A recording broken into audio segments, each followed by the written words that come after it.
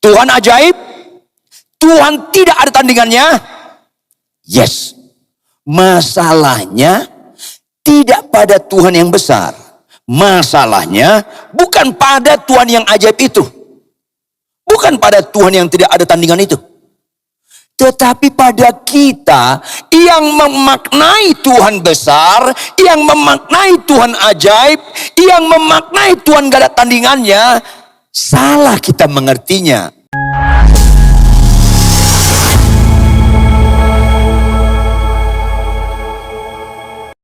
Sungguh tidak habis-habisnya kami kagum dan kagum kepada Engkau ya Tuhan. Engkau yang maha kuasa, Engkau yang maha kudus, Engkau yang satu-satunya kebenaran, sangat mengasihi kami. Apa alasan kami tidak optimis menghadapi hari esok? Oleh karena itu Tuhan, teruslah bawa kami kepada kehendak-Mu. Jangan lagi kehendak kami yang mengendalikan kami.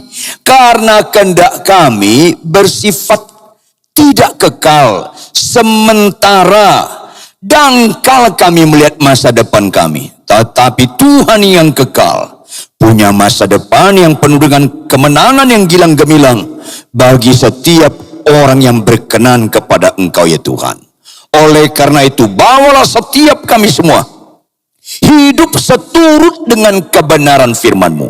Karena itu satu-satunya yang membuat hidup kami berkenan di hadapan Engkau.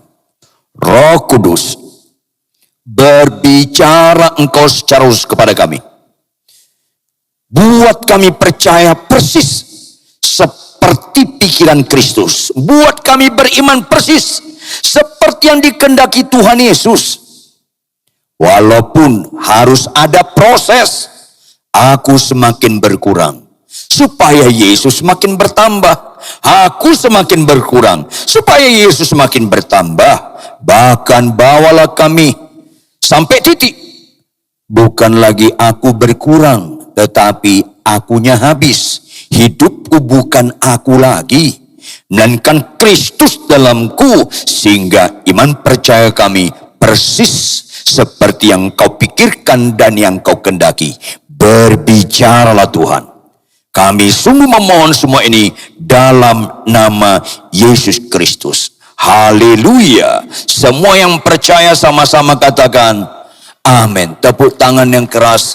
Amin, amin. Silakan duduk. Shalom. Shalom.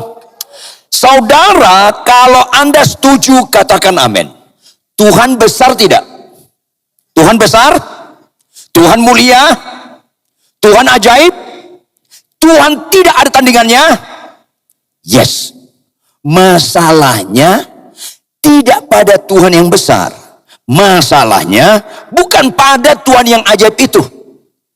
Bukan pada Tuhan yang tidak ada tandingan itu. Tetapi pada kita yang memaknai Tuhan besar, yang memaknai Tuhan ajaib, yang memaknai Tuhan gak ada tandingannya, salah kita mengertinya. Ini masalahnya. Yuk kita buka 1 Tesalonika 5 ayat 18. 1 Tesalonika 5 ayat 18. Yuk kita buka 1 Tesalonika 5 ayat 18. Sama-sama kita baca, Bapak Ibu jemaat sekalian. 1, 2, ya. Mengucap syukurlah dalam segala hal. Lanjut. Halo. Ayat yang singkat ini seharusnya menolong kita bahwa memaknai Tuhan besar itu bukan seperti yang kita kagumi. Memaknai Tuhan ajaib itu bukan yang seperti sudut pandang kita. Ini penting sekali. Sehingga banyak orang gampang disesatkan. Karena memaknai Tuhan hebat itu menurut dangkalnya kemampuan kita menilai. Dangkalnya kita memikirkan sesuatu. Apa kata firman Tuhan? Mengucap syukurlah dalam. Saudara, kalau Anda buta, disembuhkan Tuhan Yesus. Tuhan hebat tidak? Jawab dong. Tepuk tangan yang keras. Kalau Anda lumpuh, Tuhan sembuhkan Anda berjalan. Tuhan hebat tidak? Tepuk tangan yang keras. Kalau Anda sakit kanker, Tuhan sembuhkan Anda. Bisa nggak Tuhan sembuhkan? Bisa nggak Tuhan sembuhkan? Tuhan hebat nggak? Tepuk tangan yang keras. Tetapi pernah nggak kita pikir kehebatan Tuhan? Ketika Stefanus dilempari batu, bukannya dia dilarikan ke kota lain, bukannya dia makin sehat dan makin kuat, tetapi dia meninggal. Pernah nggak Anda lihat itu Tuhan hebat? Ini masalahnya Bapak Ibu. Pernah nggak Anda lihat kehebatan Tuhan di balik kematian Stefanus? Ini masalahnya orang nggak ngerti 1 Timotius 5 ayat 18. Mengucap syukurlah dalam segala hal Bapak Ibu. Halo? Mana pernah orang benar mengenal Tuhan? Saya ulangi, mana pernah orang benar mengenal Tuhan kalau nggak bisa mengucap syukur dalam segala hal? Ini masalahnya. Terlalu banyak kita dikecoki kebenaran-kebenaran yang menurut kemampuan kita memaknainya. Ngapain Tuhan Immanuel, Allah menyertai kita supaya kita memiliki pikiran dia dan perasaan dia? Ngapain Tuhan Immanuel kita tetap menilai sesuatu dengan cara kita? Ayolah. Tampilkan Filipi 2 ayat 5. Filipi 2 ayat 5. Filipi 2 ayat 5. Sama-sama kita baca Filipi 2 ayat 5. Filipi 2 ayat 5. 1, 2, ya. Hendaklah kamu dalam hidupmu bersama inilah mujizat. Bukan lumpuh berjalan saja mujizat Bapak Ibu, anak-anak muda. Bukan buta celik aja mujizat. Itu bagian-bagian mujizat Tuhan yang kelas rendah. Ini masalahnya. Karena lumpuh berjalan buta celik, orang gak percaya pun kagum dengan itu. Kalau kita sekedar, saya ulangi, sekedar itu kagum, Tuhan sedih kepada jemaat Roma melalui Rasul Paulus. Jangan lagi serupa dengan dunia ini. Berubahlah melalui pembaruan budimu. Bahwa satu kali istri kita nggak seperti yang kita inginkan, suami Anda nggak seperti yang Anda pikirkan, Anda memiliki pikiran Kristus. Sehingga ketika istri Anda selalu bertentangan dengan pikiran Anda, suami Anda selalu bertentangan dengan pikiran Anda dapat bisa mengucap syukur dalam segala hal. Bukankah itu mujizat yang indah? Gak ada amin kalau khotbah begini. Terlalu banyak kita khotbah-khotbah, dengar khotbah-khotbah, hanya akhirnya dimensi nilai humanisme, sakit sembuh, buta celik, mati bangkit. Itu nilai-nilai kelas rendah. Jangan ragu Tuhan bisa menyembuhkan, katakan amin. Jangan ragu Tuhan bisa menjawab pergumulan kita, katakan amin.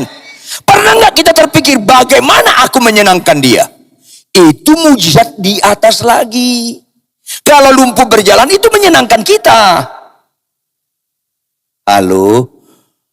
Tuhan tidak pernah meletakkan sukacitanya di kesembuhan. Karena kesembuhan itu bicara kesukaan manusia. Ayo dong. Khotbah kayak gini kurang populer. Tetapi selama Anda nggak ngerti kebenaran ini, Anda tetap menggunakan pikiran Anda, bukan pikiran Kristus. Anda menggunakan perasaan Anda, bukan perasaan Kristus. Puncak kekristenan bukan bisa khotbah. Catat baik-baik. Puncak kekristenan bukan bisa khotbah. Sampai mati Anda nggak bisa khotbah, nggak ada masalah. Puncak kekristenan bukan sebagai pendeta terkenal. Malah rata-rata pendeta terkenal nggak rohani. Rata-rata pendeta terkenal nggak rohani. Catat baik-baik. Catat baik-baik. Malah jadi pendeta terkenal, hati melayaninya makin jauh dari Tuhan. Catat dong baik-baik. Karena kita memiliki pikiran-pikiran kita bukan pikiran Kristus. Sehingga dikagumi dunia, kita kagumi. Beberapa tahun yang lampau, cukup lama, kami 5 orang khotbah KKR di Manado. Kami dari Jakarta 5 orang KKR di Manado. Seminggu belum berangkat, seorang pendeta telepon saya. Salam Pak Ridwan, salam. Bapak kan salah satu pembicara di Manado, kan KKR tanggal sekian. Iya, kenapa? Nah? Mereka gak kenal kita. Ini kata-kata yang menunjukkan gak mental pelayanan. Loh kenal dong, makanya kita undang. Kalau mereka kenal, masa tiket pesawat saya Lion? Kan susah. Kenapa tiket pesawat menentukan kau mengucap syukur atau tidak mengucap syukur? Karena kau gak melayani Tuhan, kau melayani dirimu sendiri. Gara-gara pendeta terkenal meletakkan ekspektasi terhadapnya tinggi sehingga hilang melayani. Tanpa sadar. Tapi itu dikagumi banyak orang Kristen. Itu pendeta terkenal loh. Halo, itu nggak nilai. Rata-rata pendeta terkenal jadi nggak melayani. Sampai dia tanya, Pak Ridwan tiketnya Lion nggak? Saya bilang enggak. Itu kan beda-beda. Pak Ridwan tiketnya apa? Saya Lion, kau Lion. Berarti lebih mahal kau, karena bahasa Inggris, Lion, saya Lion. Itu yang saya bilang, mana lebih mahal? Kopi hitam atau black coffee? Karena bahasa. Kenapa orang merasa nilai itu bukan menurut pikiran dan perasaan Kristus? Nilai itu, Kristen yang diurapi, bukan senantiasa mendoakan sakit sembuh. Kristen yang diurapi, hamba Tuhan yang diurapi, bisa gagal. Daud bisa gagal, Abraham bisa gagal, Musa gagal. Banyak sekali orang Kristen, bahkan kami pendeta, serupa dengan dunia ini. Penyambutan kita di gereja tertentu menentukan kita senang melayani atau tidak. Kenapa itu kurang? Kenapa itu kurang? Pendeta ini masih belum sadar dengan teguran. Dia lanjutkan lagi. Masa hotel kita bintang 3? Kenapa kalimat-kalimat ini keluar dari mulut dia? Karena nggak mengenal Tuhan. Kenapa kau nggak bisa mengucap syukur dalam segala hal? Karena nggak mengenal Tuhan. Kalau engkau mengenal Tuhan, berdasarkan Alkitab berkata, segala sesuatu mendatangkan kebaikan bagi mereka yang mengasihi Tuhan. Gak banyak orang mengasihi Tuhan. Tuhan dianggap baik kalau anaknya sembuh. Tuhan dianggap baik kalau yang didoakannya terjadi. Tuhan dianggap baik kalau 7 tahun dia menikah gak punya anak, akhirnya punya anak. Silakan, tapi itu yang dangkal-dangkal. Bapak, Ibu, stoplah percaya kepada Yesus menurut kita. Belajarlah ikut Yesus menurut Dia. Hendaklah pikiran dan perasaanmu dalam kehidupanmu bersama, pikiran perasaanmu yang terdapat dalam Kristus. Inilah tujuan Kristen selama kita belum mati. Milikilah pikiran dan perasaan Kristus. Yang setuju katakan amin. Yang setuju tepuk tangan yang keras. Yes. Jauh lebih mujizat kau bisa mengucap syukur dengan perkawinanmu walaupun tetap ada kesulitan daripada sekedar mengucap syukur sakitmu sembuh. Ini masalahnya nggak makin hilang dalam kekristenan. Karena nggak memiliki pikiran Kristus. Jauh lebih mujizat kita setia dalam perkawinan kita walaupun bagaimana kelakuan pasangan kita daripada sekedar mobilmu Avanza jadi Innova. Terlalu banyak jemaat mendengar khotbah-khotbah kesukaan manusia, bukan kesukaan Tuhan. Padahal nyanyian kita apa? Semua baik Baik, lanjut. Apa yang telah kau perbuat di dalam hidupku, lanjut. Semua baik, sungguh teramat baik.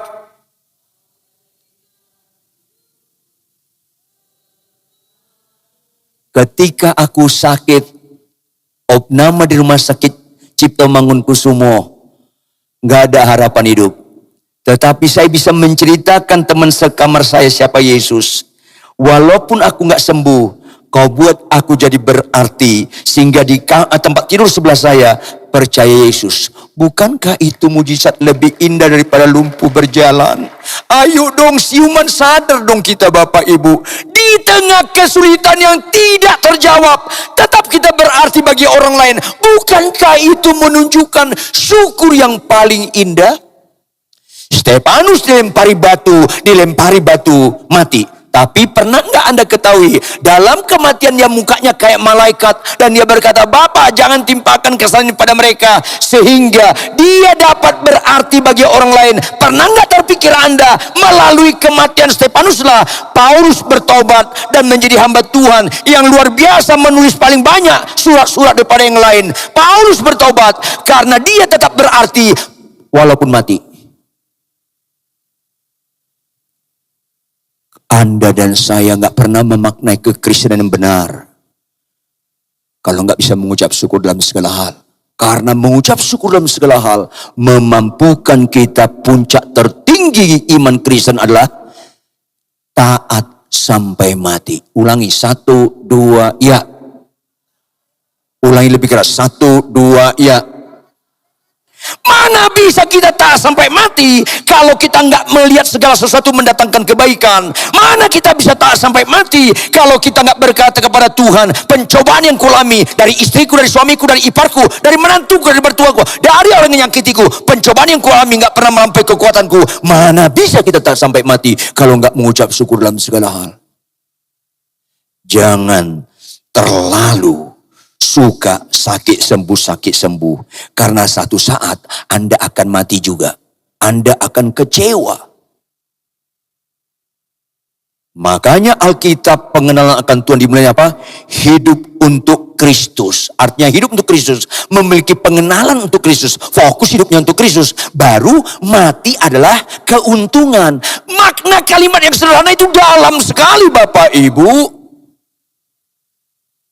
Ini yang harus diajarkan kepada orang Kristen yang mau bertumbuh kepada kedewasaan rohani seperti Yesus, taat sampai mati. Seperti Petrus, Paulus, Yakobus, Yohanes, taat sampai mati. Tepuk tangan lebih keras lagi. Yes, ini Kristen yang benar.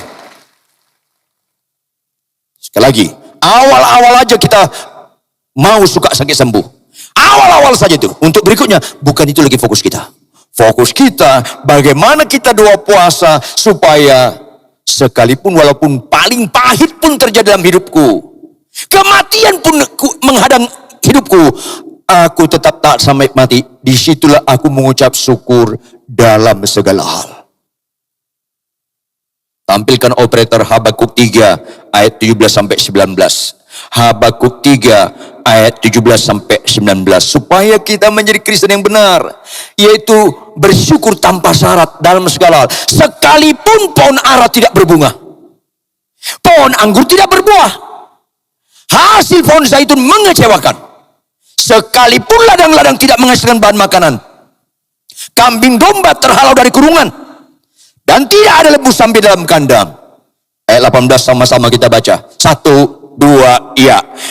Namun aku akan bersorak-sorak dalam Tuhan, beria-ria di dalam Allah yang menyelamatkan aku. Ayat 19. Ia membuat kakiku seperti kaki rusa, yang membiarkan aku berjak di bukit-bukitku. Ini penting Bapak Ibu, karena kalau sampai di sini, kekristenan kita seperti pikiran dan perasaan Kristus. Ini harus diajarin kepada jemaat, sehingga akhirnya jemaat naik kelas dan dewasa rohani. Akhirnya tidak ada satupun di antara kita tidak taat sampai mati. Tidak ada satupun di antara kita yang tidak taat. Tepuk tangan lebih keras lagi. Yes. Buka Daniel 3 ayat 16 sampai 18. Daniel 3 ayat 16 sampai 18. Mengucap syukur dalam segala hal. Lalu Sadrak, Mesah dan Abednego menjawab Raja Nebukadnezar, gak ada gunanya kami memberi jawab kepada Tuanku dalam hal ini ketika mereka mau dibuang ke dalam api. Apa kata mereka pada ayat berikutnya? Jika Allah kami yang kami puja sanggup melepaskan kami, sanggup menyembuhkan lumpuh berjalan, buta celik, sanggup kanker sembuh, itu pendekatan awal. Jika Allah kami yang kami puja sanggup melepaskan kami, maka Ia akan melepaskan kami dari perapian yang menyala-nyala itu, dan dari dalam tangan-Mu ya Raja. Tuhan akan melepaskan kami sakit sembuh dan sebagainya, buta celik, yang kekurangan dicukupkan. Tetapi puncak iman ayat 19, sama-sama baca, 1, 2, ya. Tetapi seandainya tidak, bahwa kami tidak akan memuja dewatanku dan tidak akan menyembah patung emas yang Tuanku dirikan itu. Artinya kami tetap menyembah Allah walaupun Allah enggak menyelamatkan kami. Ini kan iman yang sehat. Tepuk tangan lebih keras lagi. Itu Kristen. Itu Kristen. Kalau ada orang gereja menyimpulkan iman Kristen sekedar sakit sembuh, Anda gampang disesatkan. Tapi orang Kristen gak ragu Tuhan bisa menyembuhkan, juga gak ragu, biarpun gak sembuh, aku tetap mencintai Tuhan. Itu Kristen yang sehat.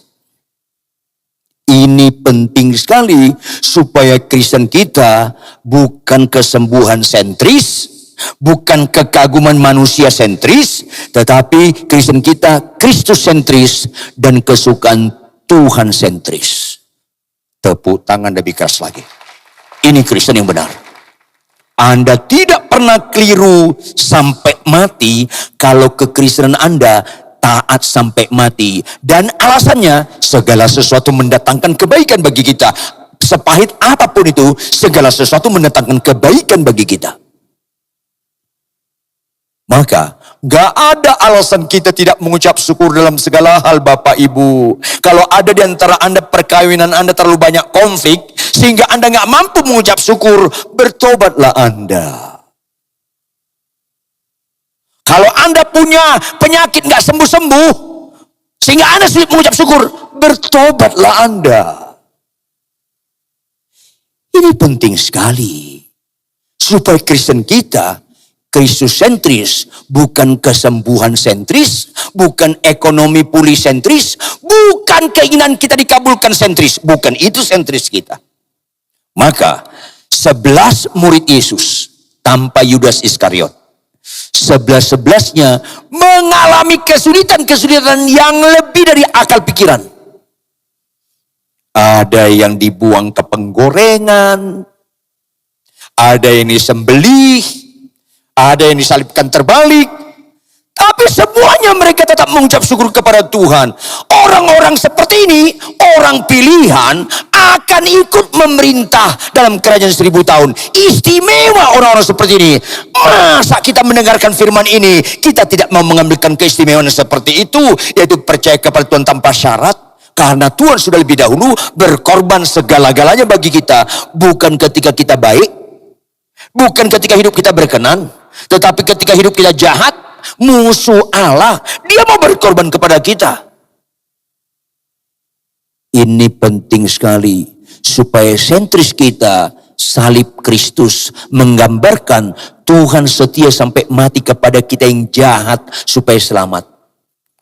Jauh lebih ringan kita setia sampai mati kepada yang benar. Yesus setia sampai mati kepada orang jahat, kepada orang berdosa, Anda dan saya, supaya kita selamat.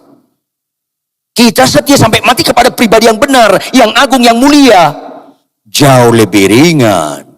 Oleh karena itu, perlu menjadi pertanyaan bagi kita, bagaimana kita mengucap syukur dalam segala hal? Mari kita buka Mazmur 105 ayat 1 sampai ayat 6. Mazmur 105 ayat 1 sampai 6. Saya baca ayat yang ganjil, Bapak Ibu baca ayat yang genap, terus kita bergantian sampai ayat 6. Bersyukurlah kepada Tuhan, serukanlah namanya, perkenalkanlah perbuatannya di antara bangsa-bangsa. Lanjut.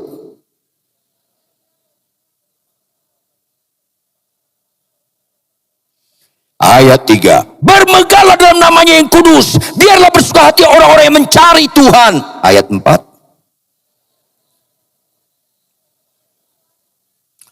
Ayat 5. Ingatlah perbuatan-perbuatan ajaib yang dilakukannya, mujizat-mujizatnya dan penghukuman-penghukuman yang diucapkannya. Ayat terakhir.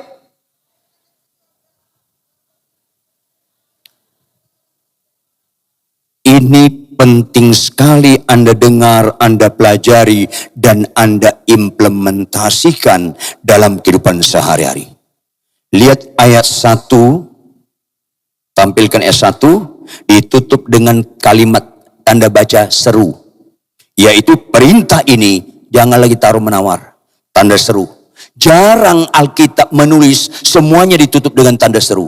Karena itu perintah yang harus dihidupkan untuk menyimpulkan Kristen yang benar. Ayat 2 ditutup dengan tanda baca apa lagi? Ayat 2, tanda seru. Bernyanyilah bangsa, diperintahkan untuk mengerti bahwa Tuhan itu sangat baik, sangat mulia, tidak pernah dia meninggalkan kita, tidak pernah dia membiarkan kita. Maka ini respon kita. Ayat 3 ditutup dengan tanda baca seru. Orang bisa khotbah tapi nggak memaknai ayat ini, mana ngerti rohani. Orang yang suka bernubuat, orang yang suka buat mujizat, nggak mengerti ayat ini, mana ngerti rohani. Ayat 4, kalimat ucapan syukur 1 sampai 4 ditutup dengan tanda baca seru, semua seru. Artinya nggak ada alasan kita nggak mengucap syukur dalam segala hal kalau benar kita mengenal Tuhan. Kalau ada alasan Anda untuk mengeluh, kalau ada alasan Anda menyalahkan orang lain, memang Anda nggak kenal Tuhan. Ayolah. Maka start pertamanya ayat 5. Kalau ayat 5 nggak terjadi, nggak ngerti kita ayat 1 sampai 4. Apa itu? Ingatlah perbuatan-perbuatan ajaib yang dilakukannya. Jawab Bapak Ibu. Ingatlah perbuatan-perbuatan ajaib yang dilakukannya. Kalau ingatlah, berarti sudah terjadi, udah dialami atau belum? Udah. Artinya apa? Perbuatan ajaib hanya 2 Bapak Ibu. Ayo dong, belajar dengan teliti Alkitab. Perbuatan ajaib itu hanya 2. Apa perbuatan ajaib? Arti perbuatan ajaib nggak bisa dilakukan yang lain. Ulangi, apa arti perbuatan ajaib? Nggak bisa dilakukan yang lain. Maafkan saya supaya kita makin cerdas ikut Tuhan. Tuhan bisa nggak menyembuhkan penyakit kita? Jawab dengan keras. Maafkan saya, iblis bisa nggak menyembuhkan penyakit? Berarti kesembuhan itu bukan perbuatan ajaib karena bisa dilakukan yang lain. Ini supaya kita cerdas, supaya jangan kita kagum yang tidak dikagumi Tuhan. Supaya kita memiliki pikiran dan perasaan terhadap Kristus. Makanya dalam pelajaran utama di depan murid-muridnya, 10 orang sakit kusta disembuhkan Tuhan Yesus. Semua sembuh. Tuhan gak sukacita dengan semua. Kalau Tuhan meletakkan sukacitanya di kesembuhan, semua sembuh, semuanya Tuhan sukacita dong. Kenyataan tidak.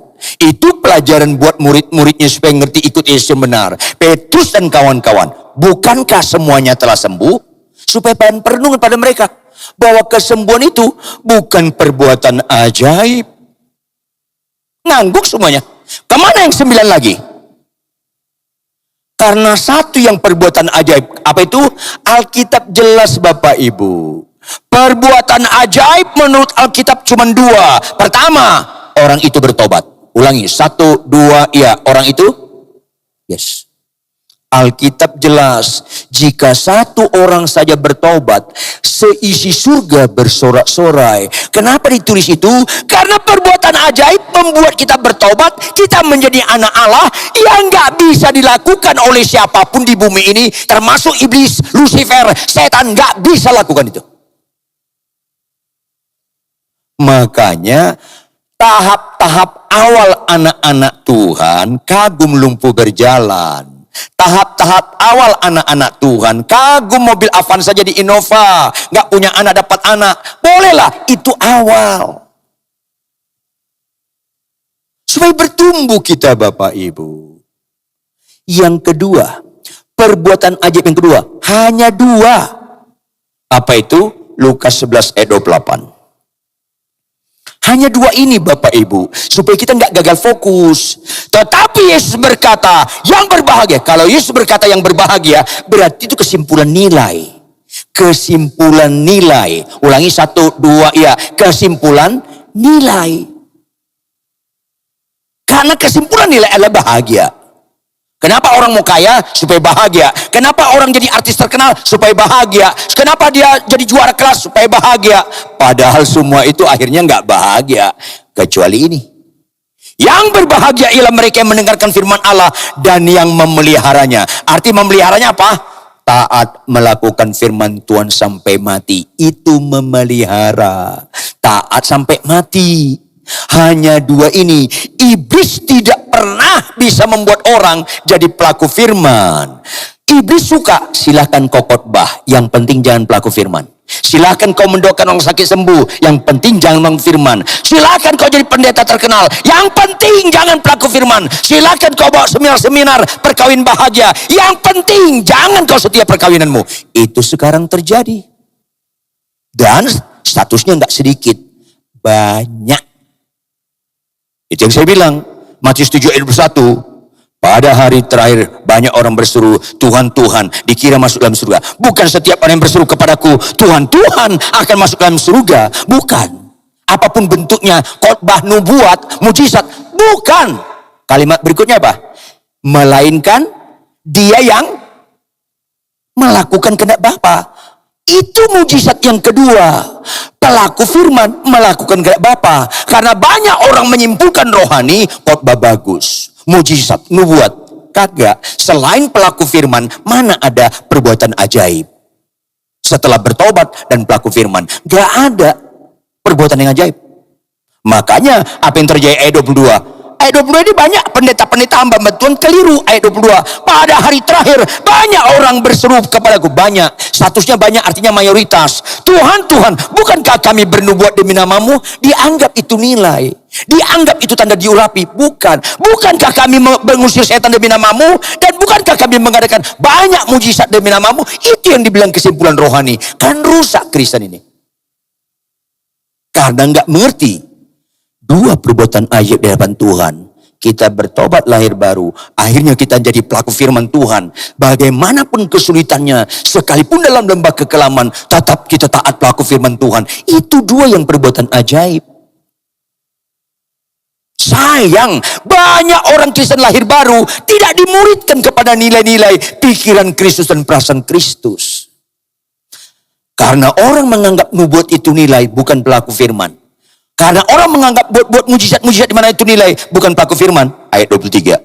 Matius 7 ayat 23. Ditolak Tuhan. Karena bernubuat tapi enggak pelaku firman, khotbah tapi enggak pelaku firman, mujizat-mujizat tapi enggak pelaku firman, enggak ada nilainya, 0. Ayo dong. Pada waktu itulah aku akan berterus terang kepada mereka dan berkata, aku enggak pernah mengenal kamu. Hanyalah daripadaku kamu sekalian pembuat kejahatan. Justru banyak orang pengkhotbah, bernubuat, melakukan banyak mujizat. Kalau enggak pelaku firman, itu jahat. Itu jahat. Karena konsekuensi logis, kita ditebus oleh Kristus, kita kepunyaan Dia sendiri. Supaya kita dulos di Kyrios, kita membangun ketaatan absolut kepada Dia. Kok ada orang khotbah, pelayanan-pelayanan bisa mengkhianati perkawinan karena orang ini gak kenal Tuhan. Catat dong baik-baik. Makanya tegas dengan kalimat sederhana, iman tanpa perbuatan lanjut mati. Karena perbuatan ajaib hanya 2. Bertobat lahir baru itu sama sekali bukan produk yang lain, hanya 1, Yesus. Yang kedua, akhirnya pelaku firman, sekalipun bagaimanapun istri kita, Tuhan bilang, kasihlah istrimu. Bagaimanapun istri saya, tetap saya kasih dia. Saya mengasihi istri saya nggak ada kaitan dengan kelakuan dia. Saya mengasihi istri saya karena saya menganggap Tuhan itu luar biasa, ajaib menyelamatkan aku. Maka melalui pertolongan Roh Kudus saya dimampukan tetap setia mengasihi istri bagaimanapun kelakuan istri saya. Bukankah itu perbuatan ajaib yang nggak bisa dimampukan oleh iblis? Kalau kau memuji nama Tuhan, kau khotbah, kau bernubuat, kau hianati perkawinan, kau sedang dituntun iblis. Catat dong baik-baik. Selain bertobat lahir baru dan akhirnya setiap pelaku firman, nggak ada lagi perbuatan ajaib Bapak Ibu. Mati bangkit itu dikagumi manusia, nggak dikagumi Tuhan. Ada apa Kristen ini?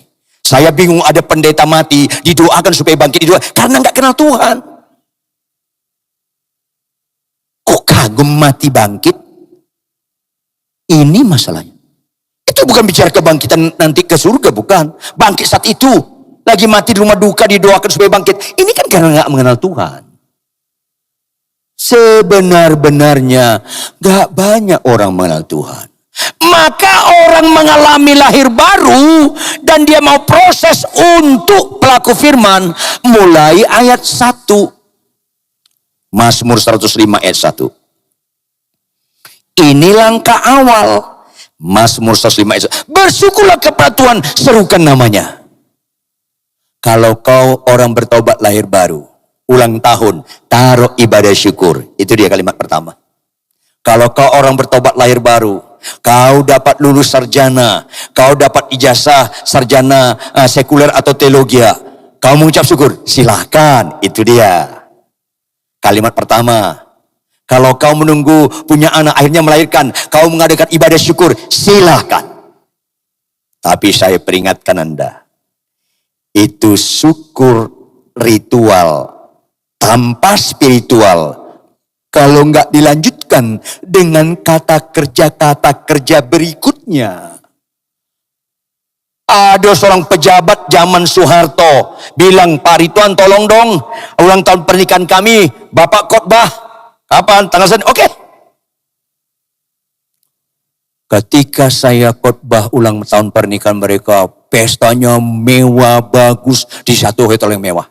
Tapi saya peringatkan dia, ucapan syukurmu di hotel ini dikagumi orang. Tetapi sangat menyakiti hati Tuhan. Kalau kau mengucap syukur yang dilihat orang, ritual. Hari-hari berikutnya, kau maki-maki istrimu. Hari-hari berikutnya, kau punya istri simpanan. Menjijikkan ucapan syukur sekedar ritual tanpa spiritual. Dan itu banyak orang Kristen. Hanya dalam upacara-upacara saja. Menaikkan nyanyian, pujian, nyanyi pujian, ada khotbah. Selesai itu nggak berubah. Itu kan ritual. Lama-lama melempar kotoran ke Tuhan. Ucapan syukur hanya verbal, retorika, bukan dalam ketaatan. Itu banyak. Itu kalimat pertama. Makanya kalimat pertama, kata kerjanya dikatakan ayat 1, bersyukurlah kepada Tuhan, serukanlah namanya. Serukan, nyanyikan, khotbah, itu serukan. Doa, sahabat silakan.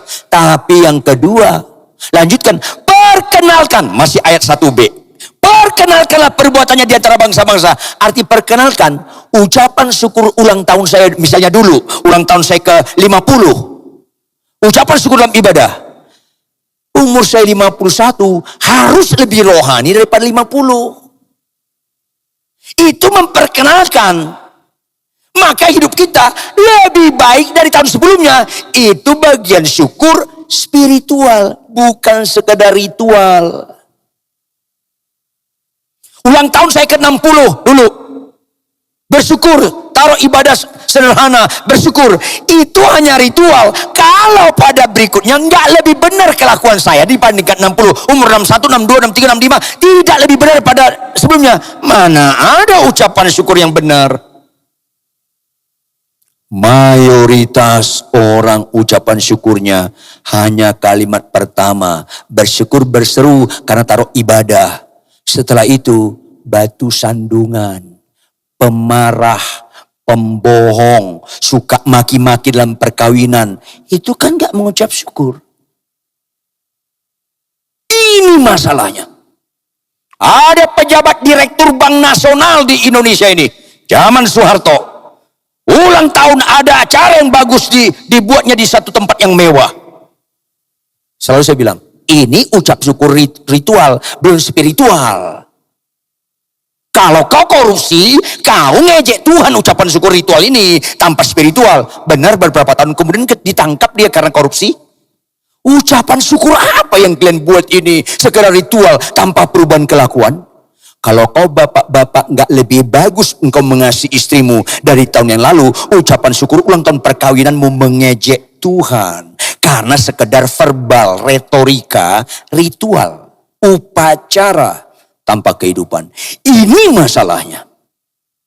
Ada anak remaja dibuat orang tuanya pesta karena umur 17, dibuat mewah. Saya bilang, mewah itu hanya dikagumi manusia. Acara ini dikagumi Tuhan enggak? Ini seringkali orang enggak mau mengenakan pikiran dan perasaan yang terdapat Kristus. Akhirnya kerjanya menyakiti hati Tuhan. 20 tahun dia hamil di luar nikah. Ada apa ini Bapak Ibu? Kita puas di upacara seperti ibadah hari ini. Kalau kita pulang, yang berzina tetap berzina, yang pembohong tetap pembohong. Bukankah ibadah kita ini mengejek Tuhan? Kebanyakan ibadah Kristen hanya saat ibadah, ritual. Bahkan tidak sedikit worship leader pintar memimpin pujian. Singer bagus, pemain musik bagus. Tapi pulang di rumah, kelakuan gak berubah. Bukankah itu mengejek Tuhan? Perkenalkan, harus hidup kita makin bagus menjadi surat-surat yang terbuka yang bisa dibaca orang. Perkenalkan perbuatan di antara bangsa-bangsa. Lebih sabar gak kita tahun ini daripada tahun lalu? Lebih suci gak hidup kita di tahun ini daripada tahun lalu? Benar belum sempurna, tetapi ada perubahan gak lebih bagus lagi? Itulah ucapan syukur spiritual.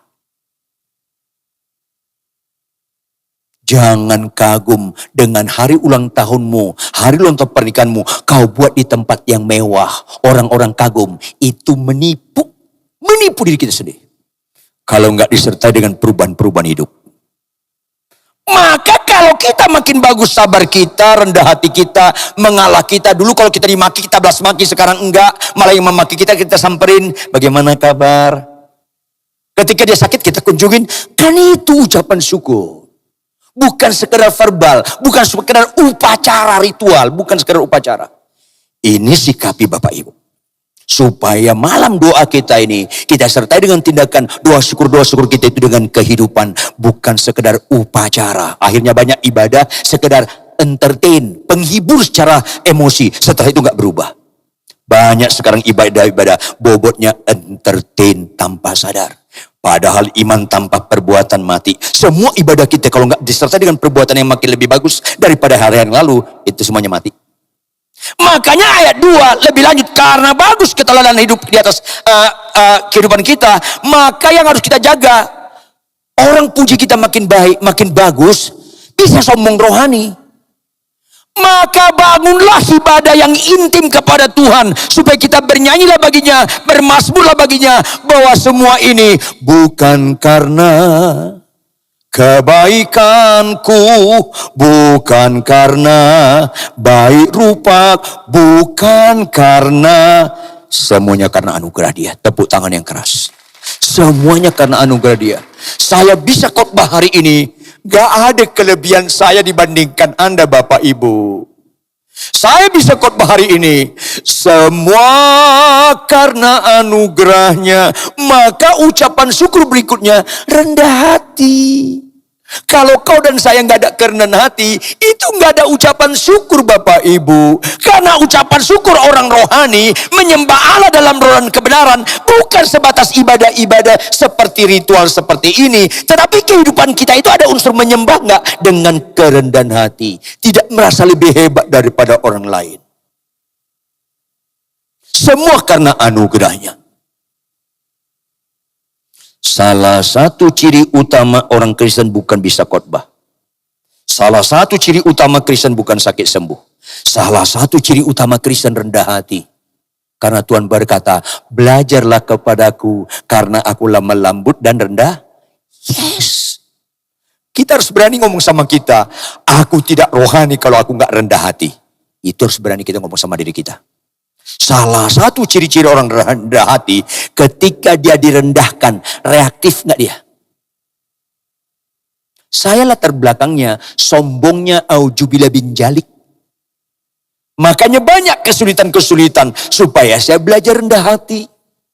Orang Kristen lebih cocok mengalami kesulitan-kesulitan, karena proses rendah hati itu nggak pernah produk lain, kecuali produk Yesus. Iblis gak bisa memberikan produk rendah hati. Gak bisa. Maka mau gak kita lebih sukacita rendah hati daripada sakit sembuh? Kalau itu terjadi, mulai perubahan paradigma. Mau gak kita lebih kagum lihat rendah hati daripada mayat bangkit? Mulai berubah cara berpikir kita.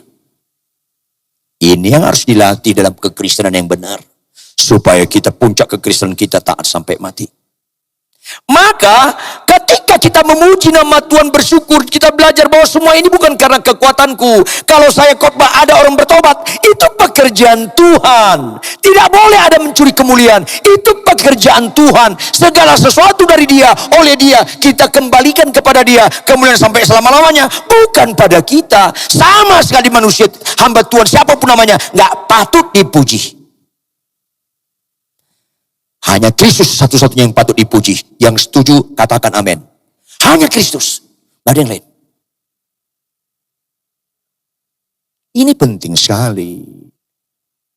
Maka kalau kita berubah kelakuan kita, dan kita ditolong mau sombong rohani, terus kita memuji namanya, bermasyhur baginya bahwa ini semua anugerahnya, maka mulai kesaksian hidup kita itu bukan sekedar di gereja, di tengah kesulitan pun kita punya kesaksian hidup. Maka banyak orang bertanya, kok dulu pemarah kok sekarang beda ya, kok kau begini sekarang begini ya. Maka mulai kita percakapkan syukur yang berikutnya, bukan saja ibadah ritual, bukan saja perubahan kelakuan, dapat kita pertanggungjawabkan iman kita dengan kita ceritakan bahwa itu karena perbuatan Tuhan. Tapi banyak kami hamba-hamba Tuhan mencuri kemuliaan nama Tuhan. Kok Pak Ridwan, kok makin pelayan di mana? Ya tahu nggak? Mulai kita mencuri kemuliaan nama Tuhan, ngeri rasanya. Kalau ada orang bilang, tahu nggak? Ibu itu kanker, saya yang doakan sembuh, saya yang doakan. Halo, bukan karena doamu dia sembuh, karena Tuhan dia sembuh. Kadang-kadang kita tahu nggak ibu itu bertobat karena saya. Aduh Tuhan, nggak ada karena kita Bapak Ibu. Tanpa sadar statement-statement omongan kita di dalam pelayanan mencuri kemuliaan nama Tuhan. Semuanya dari Dia, oleh Dia. Kita kembalikan kepada kemuliaan sampai selama-lamanya. Kalau suatu kali Anda lumpuh, saya doakan sembuh. Bukan karena doa saya, karena Tuhan. Jangankan ditabrak BMW, saya ditabrak BMO pun bisa mati. Jangan ada di antara kita merasa hebat, menjaga rendah hati terus-menerus bahwa semuanya itu karena perbuatan tangan Tuhan. Harus mengendalikan pikiran kita, konsep nilai kita, dan pengambilan keputusan kita Bapak Ibu. Maka kita mempercakapkan segala perbuatannya yang ajaib. Bukan perbuatan saya yang ajaib. Bukan saya mendoakan dia sembuh. Bukan karena saya dia bertobat. Bukan sama perbuatannya ajaib. Satu-satunya karena Tuhan. Tepuk tangan yang keras. Yes. Mulai sekarang jangan lagi kagumi hamba Tuhan. Anda akan ketipu kalau mengagumi. Apalagi mengidolakan hamba Tuhan. Apalagi memuji-muji hamba Tuhan. Stoplah. Tuhan yang dipatut dipuji. Bukan kita. Sekali lagi, saya tidak punya kelebihan daripada siapapun Anda di sini. Makanya Alkitab berkata, setiap orang percaya anggota tubuh Kristus. Saya menggembalakan di Jakarta sampai limit tertentu, saya bilang sama jemaat saya, sampai limit tertentu. Wajar saya lebih rohani dari Anda, tapi limit bukannya nggak boleh. Kita sama-sama rohani, karena kita statusnya sama, anggota tubuh. Serohani-rohaninya saya, nggak pernah saya jadi kepala, hanya Kristus kepala. Jadi oleh karena itu, jemaat saya harus menyikapi rohani. Kita sama-sama rohani. Jangan pernah bergantung sama pendeta, mengadakan kebergantungan rohani kepada seorang hamba Tuhan. Jangan, Kristus. Makanya kita kalau memuridkan, arahkan mengenal Kristus, supaya ketika saya meninggal, orang-orang yang dibimbing ini tetap arahnya Kristus, setia sampai mati. Tapi banyak kami hamba Tuhan mengkondisikan jemaat itu bergantung kepada kita. Kalau bukan aku yang berdoa, nggak terjadi mujizat. Itu kan kejahatan yang mengerikan. Kalau bukan aku yang doakan, nggak terjadi mujizat. Itu kan penyesat-penyesat yang mengerikan tanpa sadar. Dan itu banyak terjadi di Amerika, di Australia, di Eropa, di Asia, di Indonesia, di Jakarta, di Surabaya. Mulai banyak terjadi. Salah kaprah dalam mengenal Tuhan. Maka kita percakapkan segala perbuatannya yang ajaib. Kita jaga lagi ayat 3. Apa katanya ayat 3? Bermegahlah di dalam namanya, bukan bermegah dalam khotbah, bukan bermegah dalam mujizat, bermegahlah dalam namanya yang kudus. Biarlah bersuka hati orang-orang yang mencari Tuhan. Fokusnya Tuhan, bukan diri kita. Jangan bermegah. Kadang-kadang ada KKR gitu ya, KKR, terus dia ngomong sama Aser, tadi berapa yang sakit sembuh saya doakan? Dihitung. Oh, Bapak mendoakan sembuh. Kenapa kau hitung? Berapa yang bertobat melalui pelayanan saya? Pelayanan Roh Kudus itu bukan kita. Kadangkala ucapan-ucapan ini tanpa sadar merasa kita yang punya peran. Sama sekali tidak. Kita harus bermegah di dalam namanya yang kudus. Sekali lagi, segala sesuatu dari dia, oleh dia, kita kembalikan kepada dia kemuliaan sampai selamanya. Bukan pada kita. Jangan mencuri kemuliaan nama Tuhan. Kalau kita merasa punya andil, punya saham di balik pertobatan orang, kita sedang mengejek Tuhan, gak ada ucapan syukur. Ini penting sekali. Banyak pendeta hamba Tuhan kami ini gak sadar bahwa itu semata-mata karena kasih karunia Tuhan. Merasa hebat sehingga ketika nggak dihormati marah, nggak difasilitasi yang bagus marah karena merasa hebat, rasanya dia punya jasa. Stoplah. Kalau jemaat saya bertumbuh jumlah banyak, nggak ada jasa saya, itu karena Tuhan. Makanya saya ingatkan jemaat saya, sebelum saya meninggal kita membina orang supaya ada yang menggantikan saya, bahwa semua itu nggak ada jasa saya, hanya Kristus. Dan jemaat harus berfokus pada Kristus, bukan pada orang, walaupun disebut hamba Tuhan, bukan. Bermegahlah dalam namanya yang kudus, biarlah bersuka hati orang-orang yang mencari Tuhan. Maka kalau kita makin lama makin melayani Tuhan, makin lama makin melayani Tuhan, jangan sedikit pun punya kesadaran bahwa kita hebat. Justru kita harus memiliki tingkat kesadaran yang tinggi. Kita nggak ada apa-apanya. Paulus berkata, aku hamba Tuhan lebih hina daripada yang lain. Belajar seperti ini. Dan itu bukan dibuat-buat ucapan itu. Dan memang dia hati melayani. Dari dulu kami belajar dari bapak-bapak rohani kami mental melayani. Kalau kita pelayanan, disiapkan fasilitas tiket pesawat yang bagus, bersyukur. Tapi jangan letakkan sukacita di situ. Disiapkan tiket yang rendah, bersyukur. Disiapkan penginapan yang bagus, bersyukur. Disiapkan tiket penginapan sederhana, bersyukur. Gak terganggu kita dengan itu. Saya acap kali setiap tahun itu, ada waktu-waktu saya pelayanan ke pedalaman, ke daerah, tinggal di rumah penduduk yang sederhana. Setiap kali bangun pagi, tuan rumah belum bangun, saya sudah bangun. Saya baca Alkitab, baca doa, kemudian saya keluar, gerak-gerak sedikit, terus saya ke kamar mandi. Saya cuci WC mereka, kamar mandi mereka. Kalau nggak percaya kalian, suruh saya nginap di rumah kalian. Saya cuci kamar mandi WC kalian. Tapi banyak orang hamba Tuhan, kami pendeta, bangun kesiangan, terus ke depan, cari sarapan dong. Ada apa ini? Ayolah. Belajar kita mengerti, supaya orang yang tahu kita, bukan kita yang patut dipuji, Yesus yang patut dipuji. Tetap kita berlaku hamba dan pelayan. Bukan hanya melayani membongkar dosa, supaya mereka minta ampun dan dibersihkan Roh Kudus. Hidup mereka dari dosa dan kejahatan. Juga kita dipimpin Roh Kudus, rumah mereka juga bersih, WC mereka pun bersih. Itu kan Kristen yang benar. Tetapi kalau saya merasa hamba Tuhan dipakai Tuhan, hamba Tuhan terkenal, kan saya mempersulit diri saya, membuat ekspektasi yang tinggi. Ketika nggak dihormati, marah, tersinggung. Saya pernah melayani satu gereja, pelayannya itu nggak memperhatikan pendeta diundang. Saya datang karena apa? Nggak disambut. Saya duduk di belakang. Nggak enak, saya langsung ke depan. Duduk di belakang saya. Mulai ibadah, saya ikut ibadah. Terus gembalanya bilang apa? Mari kita berdoa, pendeta Rituan ini terlambat, ini belum datang. Terus saya katakan, Salam, oh Bapak pendeta di belakang ya, maju. Maju saya. Jangan terganggu dengan pelayanan orang. Tetapi kalau disuruh maju. Kalau kita terganggu oleh fasilitas, tiket pesawat kita apa, posisi duduk kita di mana, diperhatikan atau tidak perhatikan. Kalau itu fokus kita, sulit kita melayani Tuhan. Sulit kita mengucap syukur dalam segala hal. Ini penting. Ini penting. Supaya kita belajar. Pernah saya mau memberkati pernikahan di Grand Hyatt, hotel yang cukup bagus di Jakarta dekat Bundaran HI. Jam 5 sore pemberkatan, jam 3 saya datang dengan t-shirt, dengan celana biasa. Saya lihat ruangan tempat pemberkatan. Sound system sudah rapi. Alat-alat musik sudah rapi. Mimbar, kainnya agak miring. Kursi masih kosong, masih di luar, tumpuk di ruangan ibadah tempat pemberkatan nikah. Karena saya lihat masih miring, itu mimbarnya kayu, saya copot paku payungnya, saya rapikan, saya mundur sedikit, saya lihat simetris atau tidak. Lagi saya mundur begitu, tiba-tiba ada bapak-bapak 2 orang dari belakang saya. Hei, saya lihat, sini. Ya, kamu tahu gak ada acara ini? Pemberkatan nikah, Pak. Itu kursi di luar masih belum diangkat. Angkat. Saya angkat. Saya sangat bersyukur kalau orang gak tahu saya pendeta, sehingga gampang disuruh-suruh, dan itu pembentukan. Kan enak sekali. Mereka berkaca pinggang di situ. Saya angkat, walaupun sedikit capek saya angkat.